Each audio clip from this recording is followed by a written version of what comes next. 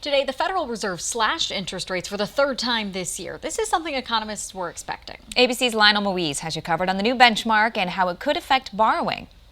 The Fed's benchmark interest rate helps determine loan payments, so today's announcement could be a holiday gift for many American families.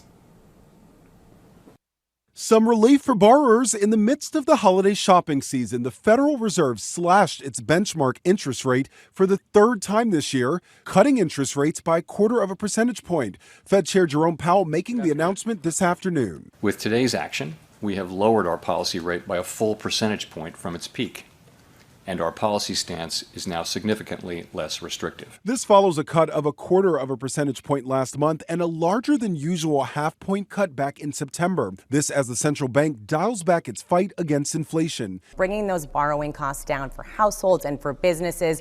Think about your credit card rates, your auto loan rates. While inflation overall has been trending down, Americans are still feeling the impact with 2 consecutive months of rising inflation. Last month's consumer price index showed prices rose 2.7% compared to this time last year. Remember, it was at 9% in June of 2022. So we're getting closer to the Fed's 2% target. Food and energy over the span of a few years, we're still paying a lot more for, and that's a consideration for the Fed.